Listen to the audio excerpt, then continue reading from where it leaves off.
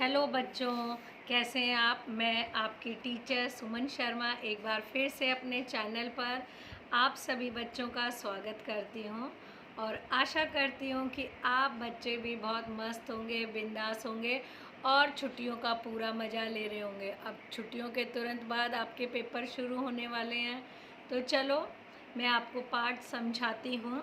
व्याकरण विभोर कक्षा 6 से पाठ 1 भाषा, बोली, लिपि और व्याकरण।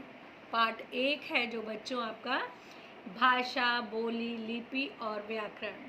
पाठ समझाने से पहले मैं आप सबसे अनुरोध करना चाहूँगी, जो बच्चे पहली बार इस चैनल से जुड़े हैं, प्लीज़ वो मेरे चैनल को लाइक करें, शेयर करें और सब्सक्राइब करें, जिससे आपको हिंदी विषय संबंधी जानकारी समय समय पर मिलती रहे और हमें आपसे मोटिवेशन मिलता रहे, जिससे हम आपके लिए और बेहतर और आसान शब्दों में आपको समझा सकें।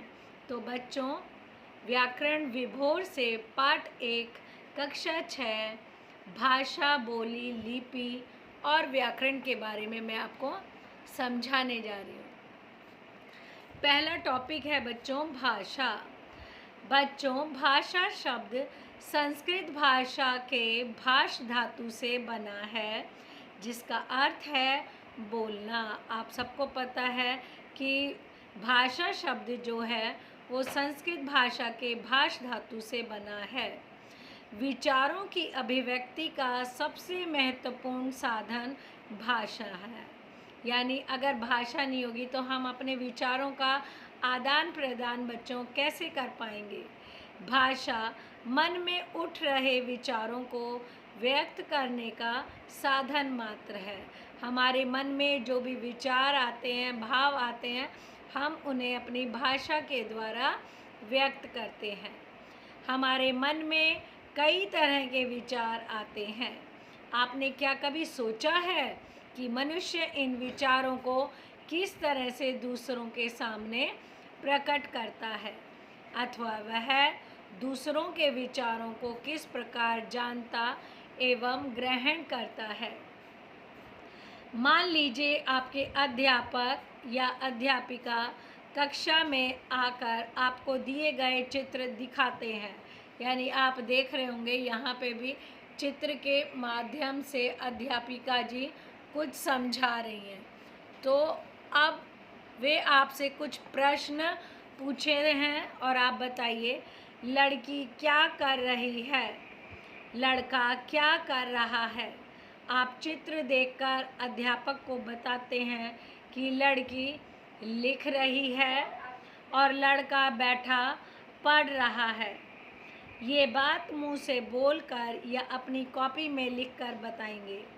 इस प्रकार बोलकर, लिखकर, पढ़कर या सुनकर हम अपने विचारों को दूसरों तक पहुंचाते हैं और दूसरों के विचारों को समझते हैं।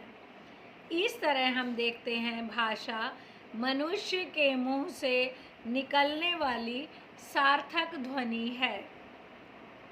भाषा की परिभाषा मैं आपको यहाँ समझा रही हूँ, आप सभी बच्चे उसे ध्यान से समझेंगे। भाषा वह साधन है जिसके द्वारा हम अपने विचारों, अपने मन के भावों और विचारों को बोलकर या लिखकर या सुनकर या पढ़कर प्रकट करते हैं और दूसरों के विचारों को समझते हैं। यानी हम औरों के विचारों को सुने भी, समझें भी और अपने विचारों को उनको बता भी सकें, इसे भाषा कहते हैं। संसार में अनेक भाषाएं प्रचलित हैं, जैसे हिंदी, अंग्रेज़ी, चीनी, रूसी, उर्दू आदि। भारत में भी अनेक भाषाएं बोली जाती हैं, जैसे हिंदी, मराठी, गुजराती, बंगाली, संस्कृत, पंजाबी आदि। अब मैं आपको बताने जा रही हूँ कि भाषा अपने भावों और विचारों को प्रकट करने के लिए हम भाषा के 3 प्रकार के रूपों का इस्तेमाल करते हैं। तो सबसे पहले मौखिक भाषा। मौखिक भाषा क्या है? जिसके अंदर हम बोलकर अर्थात मुंह से बोलकर अपने विचारों को व्यक्त करते हैं। दूसरी है बच्चों लिखित रूप से अर्थात लिखकर। तीसरा संकेत के रूप में, यानी हम इशारा करते हैं और इससे वो समझते हैं। ठीक है बच्चों, आगे मैं आपको बता रही हूँ भाषा के यही 3 प्रकार हैं। सांकेतिक भाषा का प्रयोग अब सीमित हो गया है। सांकेतिक यानी इशारों के माध्यम से, जैसे मैं कहूँ आप समझ जाएंगे कि मैडम ने चुप रहने को कहा है। छोटे बच्चों को कहते हैं सो जाओ, तो यानी सोने का इशारा। आपने रोड पर देखा होगा कि जो पुलिस वाला खड़ा होता है वो इशारा करता है आगे चलने का या पीछे जाने का, दाएं बाएं का, वो एक सांकेतिक भाषा है। इसी तरह जो लाइट होती है, लाल बत्ती, हरी बत्ती, पीली बत्ती, ये सब सांकेतिक भाषा के उदाहरण हैं। परंतु जब लिपि की खोज नहीं हुई थी तब मौखिक और सांकेतिक भाषा का ही प्रयोग अधिक होता था। यानी जब तक लिपि का प्रयोग नहीं हुआ था तो सबसे ज़्यादा प्रयोग में मौखिक भाषा होती थी और लिखित भाषा होती थी। है मौखिक भाषा, जब हम बोलकर अपने मन के विचार एक दूसरे से प्रकट करते हैं और सुनकर दूसरों के विचारों को समझते हैं तो भाषा के इस रूप को मौखिक भाषा कहते हैं। यह भाषा का मूल रूप है। दूसरा है बच्चों लिखित भाषा। जब हम लिखकर अपने मन के विचारों को दूसरों से प्रकट करते हैं तथा भाषा के इस रूप को लिखित भाषा कहते हैं। लिखित भाषा को लिपि द्वारा प्रकट किया जाता है। अगला सांकेतिक भाषा के बारे में भी हम आपको बताते हैं। सांकेतिक भाषा मनुष्य विशेष परिस्थितियों में अपने विचारों को प्रकट करने के लिए संकेतों का प्रयोग करता है। इसे सांकेतिक भाषा कहते हैं। जैसे किसी को रुकने के लिए हाथ का संकेत एक सांकेतिक भाषा है। इसी प्रकार रेलगाड़ी के चालक को हरी बत्ती दिखाना चलने का संकेत है तथा लाल बत्ती दिखाना रुकने का संकेत है। आई होप आप बच्चों को भाषा टॉपिक अच्छे से समझ में आ गया होगा। अगला हम लेते हैं बोली। मुख द्वारा बोलकर विचार प्रकट करने के सरल साधन को बच्चों बोली कहते हैं। बोली केवल बोलचाल में ही प्रयोग की जाती है। इसका कोई लिखित रूप नहीं होता। किसी क्षेत्र विशेष के प्रयोग किया जाने वाला बोलचाल का स्थानीय रूप भी बोली होता है। यानी कोई क्षेत्र ऐसा है जो बहुत ही फेमस है और वहाँ की जो भाषा जो हम बोलते हैं उसको बोली कहते हैं। एक छोटे क्षेत्र में बोली जाने वाली भाषा के स्थानीय रूप को बोली कहा जाता है। यानी जिसका क्षेत्र थोड़ा होता है, जो थोड़े क्षेत्रों में बोली जाती है, उसे बोली कहते हैं। बोली थोड़ी विकसित हो जाती है तो उपभाषा बनती है। यानी जब बोली का रूप कई जगहों पर इस्तेमाल होता है, यानी अपने क्षेत्र से बाहर भी उस बोली का प्रयोग होता है, तो वो उपबोली उपभाषा बन जाती है। बोली का क्षेत्र सीमित होता है जबकि उपभाषा का क्षेत्र विस्तृत होता है। जैसे ब्रज मंडल के घरों में बोली जाने ब्रज बोली है, पर जब उसको जो पढ़े लिखे लोगों द्वारा प्रयोग किया जाता है तो वो उपभाषा बन जाती है। यानी जब ब्रज के अंदर लोग आपस में बोलते हैं तो वो बोली है, और जब उसे पढ़े लिखे लोग अपने भाषा के रूप में उसका प्रयोग करते हैं तो वो उपभाषा बन जाती है। कुछ विशेष बोलियाँ अवधी, बघेली, छत्तीसगढ़ी, भोजपुरी, मगहई, मैथिली, ब्रजभाषा, खड़ी बोली, हरियाणवी, बांगड़ू, बुंदेली, कन्नौजी आदि। विशेष। हिंदी भाषा की मूल उत्पत्ति पश्चिमी हिंदी अर्थात शौरसेनी अपभ्रंश से मानी गई है। यानी हिंदी भाषा का जो जन्म है वो बताते हैं कि उत्तर पश्चिमी हिंदी से माना गया है। भारत की मूल भाषा संस्कृत थी। संस्कृत का बिगड़ा रूप पाली, जिसे हम प्राकृत भाषा कहते हैं, यानी संस्कृत भाषा का जो बिगड़ा हुआ रूप है वो अगला प्राकृत है। पाली या प्राकृत का विकृत रूप अपभ्रंश है। यानी जब पाली को और अधिक प्रयोग किया गया उसे अपभ्रंश भाषा कहा गया। इसी अपभ्रंश से हिंदी भाषा की उत्पत्ति मानी जाती है। तो हिंदी के निम्नलिखित रूप हैं। पहली, पश्चिमी हिंदी, ब्रजभाषा, कन्नौजी, बुंदेली, खड़ी बोली, राजस्थानी और बांगरू। पूर्वी हिंदी, अवधी, बघेली, छत्तीसगढ़ी और बिहारी। पहाड़ी बोलियां जैसे कुमाऊनी, गढ़वाली। अनेक उपबोलियों के होने पर भी हिंदी ने खड़ी बोली को ही स्वीकार किया, जो पिछले 250 वर्षों से विकसित होती हुई इस स्थिति तक पहुंची है। अगला टॉपिक हम आपको कराने जा रहे हैं बच्चों, मातृभाषा। आप सबको पता होगा मातृभाषा क्या होती है। जो बच्चा अपने परिवार से, अपनी माँ से जिस भाषा से सीखता है बचपन में, उसे हम मातृभाषा कहते हैं। समझाती हूँ आपको।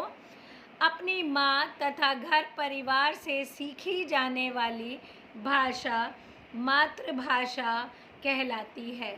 जैसे हिंदी भाषी परिवार में जन्म लेने वाले बालक की मातृभाषा हिंदी होगी, उसी प्रकार बंगाली परिवार में जन्मे बच्चे की मातृभाषा बंगाली होगी। यह नहीं कि बंगाल में जो बच्चा जन्मा है अगर उसकी मम्मी हिंदी बोलती होगी तो उसका बच्चा हिंदी ही सीखेगा, पर अगर वो बंगाली बोलता है तो बच्चा भी बंगाली ही सीखेगा। तो यह उसकी मातृभाषा होगी। अगला है राष्ट्रभाषा। जिस भाषा का प्रयोग संपूर्ण राष्ट्र में किया जाता है वह राष्ट्रभाषा कहलाती है। भारत के सभी राज्यों में हिंदी भाषा सामान्य रूप से समझी और बोली जाती है, अतः हिंदी को राष्ट्रभाषा भी कह सकते हैं। यानी पूरे भारतवर्ष को जोड़ने के लिए हिंदी भाषा का प्रयोग किया जाता है, इसे हम राष्ट्रभाषा कहते हैं। अगला टॉपिक है बच्चों राजभाषा। सरकारी कामकाज में प्रयोग की जाने वाली भाषा राजभाषा कहलाती है। यानी सरकारी कामकाज में जितने भी सरकारी कामकाज होंगे उनके अंदर हिंदी का प्रयोग किया जाता है। भारतीय संविधान के अनुच्छेद 343 के अनुसार 14 सितंबर 1949 को हिंदी को भारत की राजभाषा के रूप में स्वीकार किया गया। इसलिए प्रत्येक वर्ष 14 सितंबर को हिंदी दिवस के रूप में मनाया जाता है। विश्व में सबसे अधिक बोली जाने वाली भाषाओं में हिंदी दूसरे स्थान पर है। यानी हिंदी का दूसरा स्थान है विश्व के अंदर, जहां हिंदी का प्रयोग संसार में दूसरे नंबर पर होता है। अब विश्व के विकसित देशों के शिक्षण संस्थाओं में हिंदी के विभाग खुल गए हैं। संपर्क भाषा। अगला टॉपिक जो है बच्चों वो मैं आपको करा रही हूँ, संपर्क भाषा। वह भाषा जो जन जन के बीच संपर्क का माध्यम बनती है उसे संपर्क भाषा कहते हैं। कहने का तात्पर्य यह है कि वह भाषा जो मनुष्य को वैचारिक, सांस्कृतिक, और भाषिक स्तर पर आपस में जोड़ने का कार्य करती है। यानी हमारी संस्कृति को जोड़ती है, हमारे विचारों को जोड़ती है, हमारे विचारों को आगे बढ़ाने का काम करती है। वो जो भाषा हम प्रयोग करते हैं उसे संपर्क भाषा कहते हैं। जैसे मान लो मैं साउथ में जाऊंगी तो अगर मुझे हिंदी आती है और वहाँ पे ये वाली भाषा को बहुत सारे लोग जानते हैं तो हमारी संपर्क भाषा हिंदी हो जाएगी। और हिंदी और अंग्रेज़ी अधिकतर संपर्क भाषा का काम करती हैं। भाषा में अनेक क्षेत्रीय भाषाएं बोलियां होने पर भी उत्तर से लेकर दक्षिण भारत तक के लोग हिंदी भाषा के माध्यम में आपस में संपर्क स्थापित कर लेते हैं। इसीलिए हिंदी को संपर्क भाषा कहा गया है। अगला टॉपिक लेते हैं बच्चों, लिपि। भाषा का मूल रूप ध्वन्यात्मक होने के कारण मौखिक है, यानी इसके अंदर ध्वनियाँ हैं इसलिए इसका रूप मौखिक है। इसका लिखित रूप बहुत बाद में विकसित हुआ। मुंह से उच्चारित ध्वनियों को स्थानीय रूप प्रदान करने के लिए कुछ चिन्ह निर्धारित किए गए हैं, यही चिन्ह लिपि कहलाते हैं। परिभाषा है, हिंदी किसी भी भाषा की उच्चारित ध्वनियों को लिखने की विधि लिपि कहलाती है। यदि लिपि का आविष्कार ना हुआ होता तो विश्व में ऐतिहासिक सूचनाएं बताने वाला इतिहास ना होता। प्रत्येक शब्द के निश्चित संकेत ही अक्षर कहलाते हैं, अक्षर ही वर्ण होते हैं। प्रत्येक भाषा की अपनी लिपि होती है। एक से अधिक भाषाओं की एक लिपि हो सकती है, जैसे कि अपनी हिंदी है, ये 2-3 भाषाओं की लिपि है, ये आपको अभी बताते हैं। भाषा, अगला लिपि। हिंदी लिपि देवनागरी, संस्कृत भाषा की लिपि देवनागरी, नेपाली की देवनागरी, पंजाबी की गुरुमुखी, अंग्रेज़ी की रोमन, गुजराती की देवनागरी, मराठी की देवनागरी, उर्दू की फ़ारसी, फ्रेंच की रोमन, जर्मन की रोमन लिपि। प्राचीन काल में लिपि चित्रात्मक रही होंगी। इसका प्रमाण सिंधु घाटी में मिले सिक्के हैं जिस पर चित्र छपे हैं। चीनी और जापानी भाषा को इसी लिपि में रखा जाता है। भारत में प्रचलित लिपियों का विकास ब्राह्मी लिपि से हुआ है। अगला टॉपिक आपको कराते हैं बच्चों, व्याकरण। व्याकरण शब्द का सामान्य अर्थ है शब्दों, वाक्यों और भाषा का विश्लेषण। किसी भाषा को सीखने के लिए व्याकरण का ज्ञान होना बहुत ज़रूरी है। अगर हमें व्याकरण का ज्ञान नहीं है तो हम एक वचन की जगह बहुवचन, स्त्रीलिंग की जगह पुल्लिंग लगा देंगे, जिससे भाषा का क्या हो जाएगा, अर्थ का निरर्थ हो जाएगा। इसलिए हमें व्याकरण के नियमों को जानना बहुत ही ज़रूरी है। बल्कि भाषा अनवरत प्रयोग से आसानी से सीखी जा सकती है और हम भाषा का प्रयोग कर व्याकरण के नियमों का प्रयोग कर बहुत आसानी से भाषा को सीख सकते हैं। बच्चा जहाँ जिस घर में जन्म लेता है उस परिवेश और घर में प्रयोग की जाने वाली भाषा का ज्ञान उसे जन्मजात से हो जाता है। परंतु जब वही बालक भाषा के स्वरूप, वर्ण, शब्द, वाक्य को अधिक स्पष्ट रूप से जानना चाहता है तो उसे उपयुक्त जानकारी प्राप्त करना बहुत ज़रूरी होता है और यह उसे व्याकरण के द्वारा प्राप्त होती है। अपनी मातृभाषा के अतिरिक्त कोई अन्य भाषा शुद्ध रूप से सीखने के लिए व्याकरण की भाषा की जानकारी का होना बहुत आवश्यक है। बिना व्याकरण के ज्ञान के उस भाषा के हम शुद्ध शब्दों का, वाक्यों का प्रयोग भी संभव रूप से प्रयोग नहीं कर सकते। व्याकरण का ज्ञान होने पर ही भाषा का हमारे पर यानी हमारा भाषा पे पूरा अधिकार हो पाएगा। भाषा का प्रयोग करते समय कुछ अशुद्धियाँ हो जाती हैं। इन अशुद्धियों को दूर करने और भाषा का शुद्ध और स्पष्ट बनाए रखने के लिए हर भाषा में कुछ नियम स्वीकार किए गए हैं। ये नियम व्याकरण कहलाते हैं। जैसे कि हम खेल रहा हूँ, यह वाक्य अशुद्ध है। मैं खेल रहा हूँ, यह भाषा का शुद्ध रूप है। व्याकरण वह शास्त्र है जिसकी सहायता से भाषा को शुद्ध रूप से बोलने, लिखने और पढ़ने के नियमों का बोध होता है। व्याकरण शब्द का सामान्य अर्थ है शब्दों, वाक्यों एवं भाषा का विश्लेषण।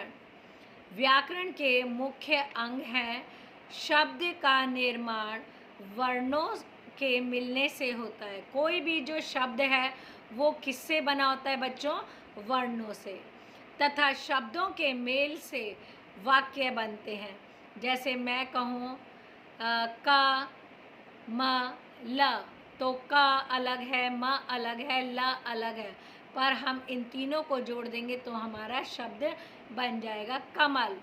और हम कहेंगे कमल पानी में लगा हुआ है, तो ये पूरे शब्दों को जोड़कर क्या बन गया? वाक्य बन गया। वाक्यों से शब्द का निर्माण। बच्चों, वाक्यों से भाषा का निर्माण होता है। भाषा वर्णों की ऐसी व्यवस्था है जिसमें वर्णों, शब्दों का संयोजन कुछ इस प्रकार से किया जाता है कि वह निश्चित अर्थ स्पष्ट रूप से बता सकें।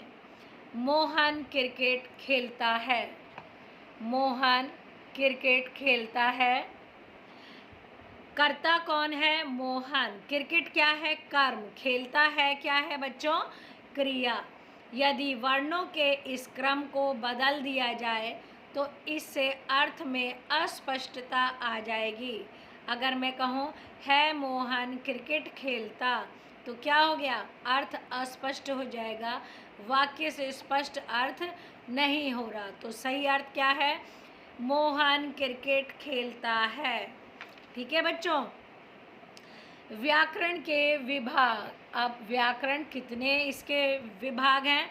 इसके 3 विभाग हैं। पहला, वर्ण विचार। इस विभाग में वर्णों यानी अक्षर की बनावट, उनके प्रकार तथा शुद्धता आदि पर विचार किया जाता है। दूसरा, शब्द विचार। इस विभाग में शब्दों की बनावट, उनके प्रकार तथा शुद्धता आदि पर विचार किया जाता है। तीसरा, वाक्य विचार। इस विभाग में वाक्यों की बनावट, उनके प्रकार तथा शुद्धता आदि पर विचार किया जाता है। विशेष। भारत में कुल 22 मुख्य भाषाएं और 1599 गौण भाषाएं हैं। यदि इनमें बोलियां और जनजातीय भाषाएं जोड़ ली जाएं तो इनकी संख्या 3000 से भी अधिक हो जाएंगी।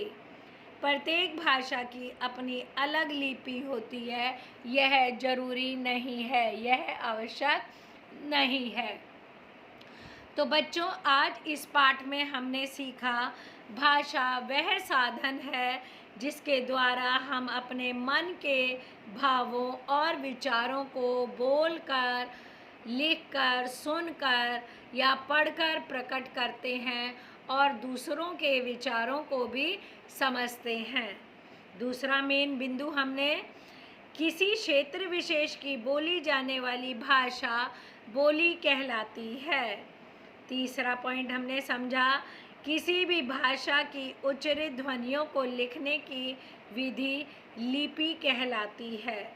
अगला, व्याकरण वह शास्त्र है जिसकी सहायता से भाषा को शुद्ध रूप से बोलने, लिखने और पढ़ने के नियमों का बोध होता है।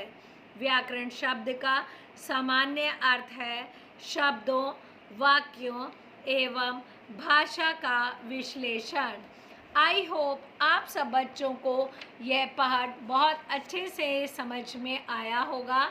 तो बच्चों, आप एक बार दोबारा से इसे पढ़ें, समझें और इसे याद करें। धन्यवाद।